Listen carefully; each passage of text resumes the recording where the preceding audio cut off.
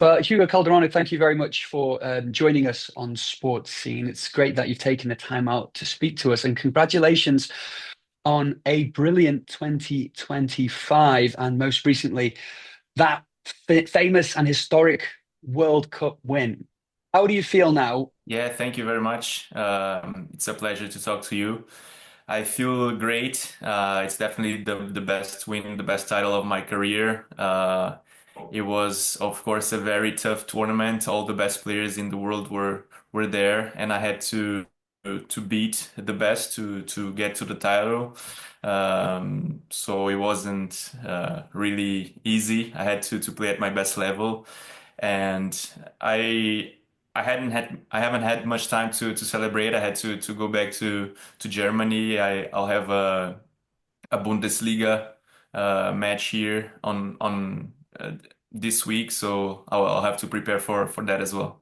The semi-final victory, you described your win over Chang Chutin as having a secret, and also your route to the final was anything but easy. You had to beat the world's top three players, Tomokazu Harimoto, Wang Chuqin, and of course Lin Shidong. That was an incredible victory. What was that secret? What was the key to keeping that momentum on such a marvelous run? Well, obviously, when I talk about secret, that's more about tactics during the game. But um, I mean that there's no secret when it comes to hard work. You just have to work hard for many years to reach this level, and you need to be ready for when the opportunity comes. I think I've been at the top for many years now. I'm at the top 10 for 7 years, so.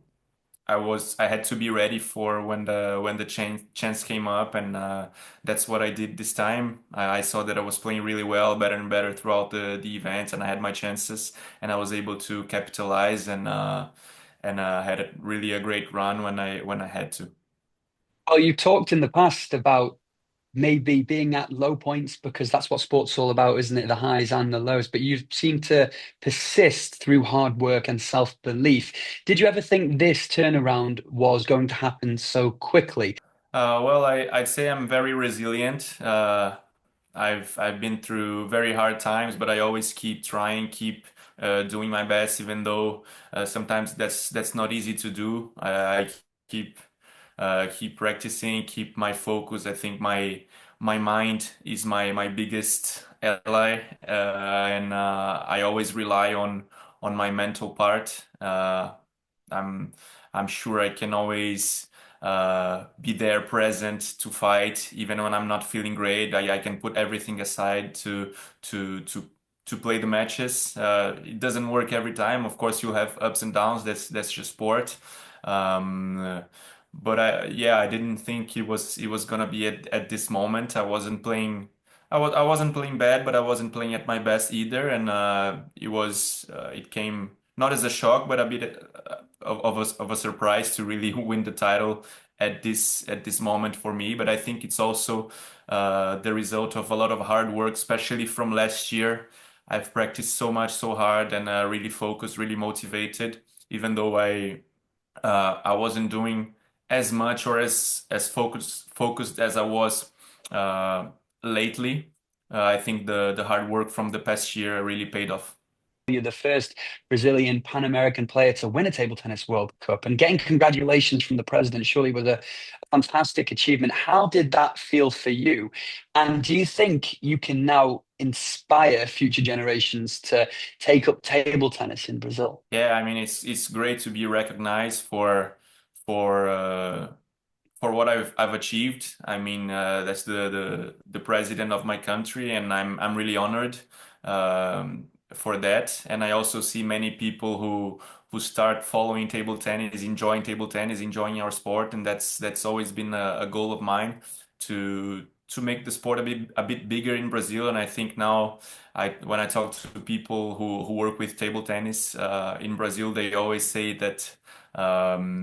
That many young kids are wanting to start playing table tennis, and there are more and more people involved and that want to play table tennis there. So that's really something I'm very happy to have accomplished. I think it's fair to say table tennis has a long way to go in Brazil until it takes over something like football, which is obviously going to be the main sport going forward. You yourself were a bit of a natural sportsman when you were young, trying athletics and tennis and stuff like that. Why did you choose table tennis? What drew you to the sport? Yeah, I've always played many sports since I was really young. My my dad's a PE teacher, so sports. My mom also graduated in PE, and also my grandfather. So sports run in our blood. And I've tried quite a few sports. When I started playing table tennis, I was also playing volleyball at the same time. And I think there are a couple of factors that made me choose table tennis. I think probably I had more fun at that time. Also for it being an individual sport, I think I had a bigger appeal to table tennis, and I was also traveling more to different countries already as a part of the Brazilian national team from a young age. Whereas in volleyball, there wasn't even a national team for like under 13-year-old kids. So I think many factors, also probably my height was something that I took into consideration. I didn't think I was going to grow that much to maybe become a volleyball player. And I think just the fun of it. I think table tennis is really a dynamic sport. It's something you really have to combine the mental strength, mental fortitude with the physical aspects of the game. And I think that's really what I love about table tennis. I think it's fair to say China is going to remain the powerhouse in table tennis for many years to come. But other players from around the world are closing the gap, including yourself, of course. How do you view the sport's global evolution? Yeah, I think in the past few years, the rest of the world is catching up. Of course, there's still a big gap, I would say. The Chinese are still the best, no doubt about it.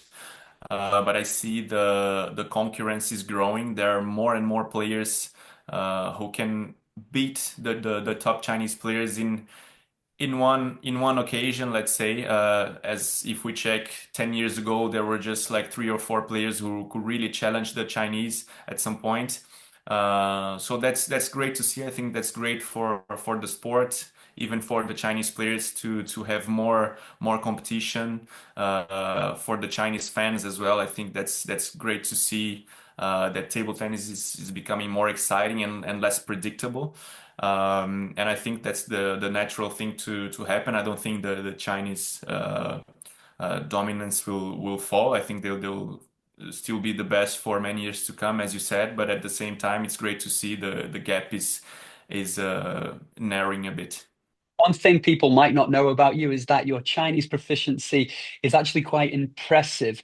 How did it get to that level? And did it help you sort of study tactics that originated in China? And does it help you when communicating with other Chinese players? First of all, I wouldn't say my proficiency is really great. I can But just we'll see about that communicate later. a little bit. I can talk. I can say a few things and understand a little bit. Um, I think maybe that made me understand the Chinese culture a bit more. I think I understand it. I understand the country a bit better now, and but I wouldn't say that helped me too much in table tennis. I think the Chinese players and the Chinese delegation, the Chinese team is a bit closed as well. They don't open so many things to foreigners. I would say, which is also normal because I mean I'm their opponent, one of the guys who can beat them. It's normal. I also don't want to give away so many secrets. But at the same time, it's good to understand more about them and see how they think in general. So, who is your favorite Chinese player and why them? Well, I don't really have a favorite player. As I see them all as opponents, some guys I really need to beat. But if I had to choose one, I mean, for me, the best one, the greatest of all time is Malone, no doubt about it. We know that sport can bring nations together. That's been proved many times throughout history. How Has tennis strengthened China and Brazil beyond sports? Do you think it has? Yeah, I think that could be the case. I also saw the Chinese embassy in Brazil congratulating me for my success. So there's a great relationship between the two countries. So I think it's great to see that extending beyond sports, and that's also very important for in today's world. Now, going forward, you've got the Doha World Championships, and of course, we're going to be in a new Olympic cycle soon as well. This victory has certainly put a target on your back. Is that going to change your preparations or your mindset going forward? Of course, the title gives me a lot of confidence moving forwards. The next tournament, the next big goal is, of course, the World Championships in Doha. Uh, I mean, probably the Chinese team will study my game a lot more now, and I'll be ready for that. I'll keep preparing as I would, and but I think that's just a lot of positives for me as I'll go into the tournament with a lot of confidence, and I'll be also relaxed because I have already achieved something really big, and of course I'll keep fighting for a lot more. But at the same time, I think it just helps me um, moving forward. You've got the men's singles and the mixed doubles, and Olympic table tennis now has 6 gold medals on offer. I'm just wondering, how does that affect your preparation, knowing that you've got more events to focus on? Yeah, in the past few years, I have played only the singles event. That was my primary focus. But now I've started to play sometimes in the mixed doubles event as well with Bruna Takahashi, and we're gonna see what we're able to achieve. I believe we have some potential. We need a lot of time practicing and playing together, but I think we have potential, and I don't think that will bother me so much. I think my fitness level is good enough that I can handle playing a few more matches, and I'll also be ready mentally for that challenge. The recent United Table Tennis players. What what made you and Dmitry Otrov and Felix Lebrun decide to come together and launch this initiative? What was the idea behind it, and how did you come together to do this? Yeah, there was actually a collective effort. There are many players involved from the beginning, around 20 players, and we thought it would be great that the athletes in our sport had a stronger voice. I don't think we have enough power because I think the athletes are the ones who really run the show in sports, and I think we uh, sometimes we haven't been treated fairly. So that was something we thought about. We thought of to protect our rights as players, and to to simply improve the sport in general. Fantastic. Hugo, it's been brilliant to talk to you, and we wish you the best of luck going forward, and congratulations on that victory. Thank you very much. Thank you.